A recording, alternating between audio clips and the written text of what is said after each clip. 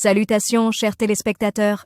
Attachez vos ceintures, car aujourd'hui, on plonge dans un tourbillon d'infos loufoques avec votre hôtesse un peu folle moi-même. Le Paris Basketball s'impose contre Baskonia et enchaîne un troisième succès de rang en Euroleague.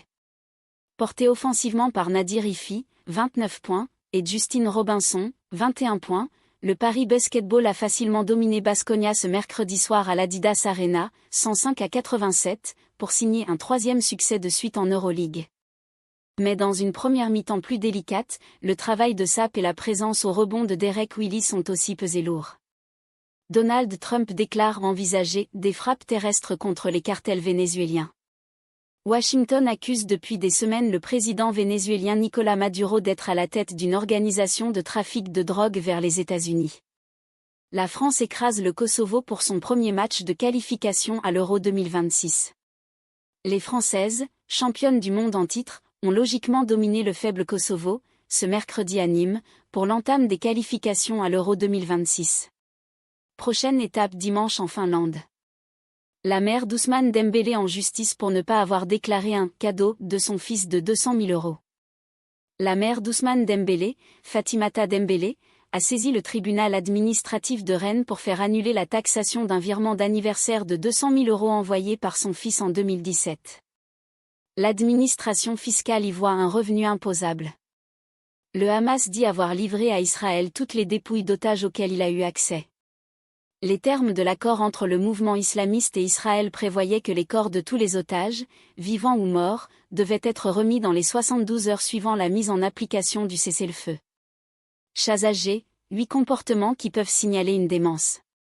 À partir d'un certain âge, les chats peuvent développer une démence proche de celle des humains. Au procès de Cédric Jubillard, l'implacable réquisitoire pour un crime sans cadavre. Compte rendu d'audience, les avocats généraux ont requis 30 ans de réclusion criminelle à l'encontre de l'accusé pour le meurtre de son épouse Delphine. La défense, qui demande l'acquittement, va plaider jeudi en sa faveur avant le verdict vendredi à Albi. Carole Bouquet victime d'un malaise sur scène à la Scala de Paris, la metteuse en scène finit la pièce. Alors qu'elle jouait, le professeur, à la Scala de Paris, 10e, ce mercredi soir, la comédienne de 68 ans a fait un malaise. Elle est revenue saluer avec la metteuse en scène, qui a fini sa lecture. Une malade très contagieuse touche les Pyrénées-Orientales, pourquoi des vaches vont être abattues? 3 foyers de dermatose nodulaire contagieuse bovine, DNC, ont été confirmés dans les Pyrénées-Orientales, ce mercredi 15 octobre, après analyse conduite sur des cas suspects. La députée du Var Laure Lavalette, RN, porte plainte contre Var Matin.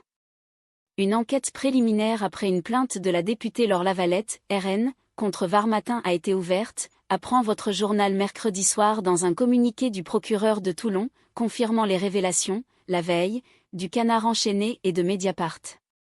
Et voilà, c'est le clap de fin pour aujourd'hui. Je vous quitte avec un sourire et l'assurance que demain sera encore meilleur. À demain les amis!